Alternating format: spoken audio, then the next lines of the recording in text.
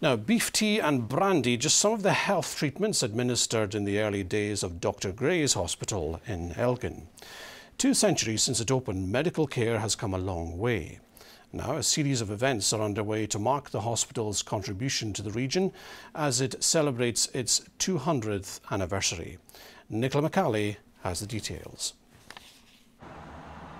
Ever since opening its doors in 1819, it has stood as a Moray landmark, founded by Dr. Alexander Gray, who bequeathed £20,000 for the establishment of an hospital in the town of Elgin for the benefit of the sick and poor of that town and county of Moray. What we have here is an image from the very first admission register belonging to Dr. Gray's Hospital, and her name was Helen Forsyth, and she was admitted from the parish of Elgin with a tumour of the breast. She was discharged as cured around a month later, January the 27th. You wouldn't be served beef tea and brandy anymore, like a patient was in the 1820s.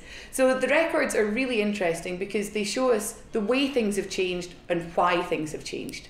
Elizabeth Allen, aged about 30, admitted March 30th, 1873.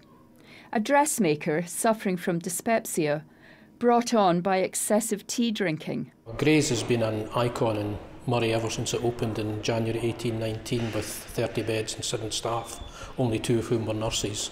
And it's 200 years it's been at the heart of the community, and it's got a great support in the local community.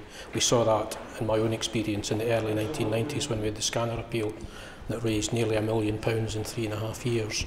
So I think it's vital that we mark this tremendous anniversary. Nowadays, Dr. Gray's serves around 30,000 patients a year.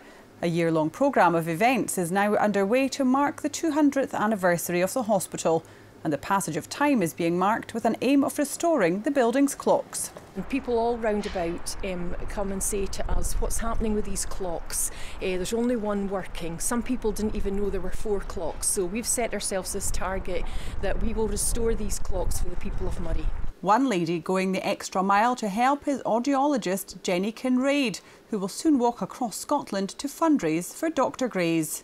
It's roughly about 204 miles across hills and mountains, 7 Munros and 5 Corbetts in total, carrying all my kit, including my tent, sleeping under the stars.